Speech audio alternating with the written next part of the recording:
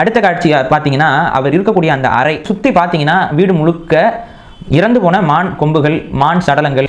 So ஏன் ஒரு வீட்டுக்குள்ள இத்தனை மான் உருவங்கள் வைக்கப்படுதுன்னு பார்த்தீங்கன்னா அதுக்கு ஒரு காரணம் இருக்குது. நாங்கள் என்ன பண்ணிட்டோம், உங்கள் இடத்துக்குள்ள வந்து மான் போல் நாங்கள் வாழ தானே வந்தோம், ஆனால் வந்துட்டு எங்களை ஏன் நீங்கள் அடித்து விரட்டினீங்க அப்படிங்கிற மாதிரியான ஒரு வரலாற்றை வந்து அவங்க தக்க வச்சிருக்கிறாங்க.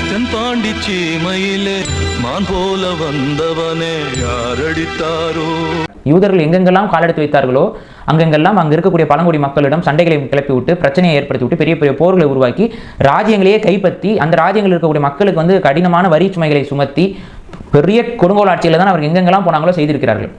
ஆனால் அவங்க எழுதிக்கிற புக்கிலெல்லாம் பார்த்தீங்கன்னா நாங்கள் தான் சோசன் பீப்புள், அவங்க தான் இந்த உலகத்தையே நல்வழிப்படுத்தக்கூடியவர்கள் போல தங்களை பிம்பப்படுத்திக் கொள்வார்கள். ஆனால் செயல்பாடு அப்படி நேர் எதிராக இருக்கும், இரட்டைத்தன்மையோடு தான் செயல்படுவார்கள்.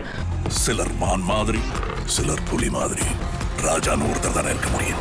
அவங்க என்ன பண்ணிக்கிறாங்கன்னா தங்களை வந்து மான் அப்படின்னு சொல்லி, அதாவது யாருக்கும் எந்த தீங்கும் செய்யாத உயிர் போன்றவர்கள் அப்படிங்கிறதோட பொருத்தி பார்க்கிறது இயல்பு. அது பல இடங்கள்ல அவங்க பல படங்கள்லாம் கூட அந்த மாதிரி காட்சிகளை வைத்திருக்கிறார்கள்.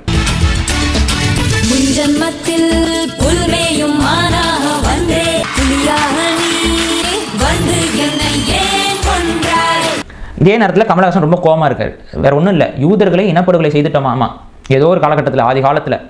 இந்த ட்ரெய்லர் ஆரம்பிக்கும் போதுமே அவங்க அந்த முடியும் போதே பார்த்தீங்கன்னா ஒன்ஸ் அப்பான் ஏ டைம்னு ஒரு வார்த்தையை போடுறாங்க. அதில் வார்த்தை வருது. ஏன்னா ஒரு ஆதி காலத்தில் இது நடந்த விஷயத்திற்கான ஒரு பழிவாங்கல் அப்படிங்கிறது தான் இந்த ட்ரெய்லர் சொல்லுது. ஸோ இறந்த யூதர்கள் தரப்புல கமலஹாசன் இருக்கிறார்.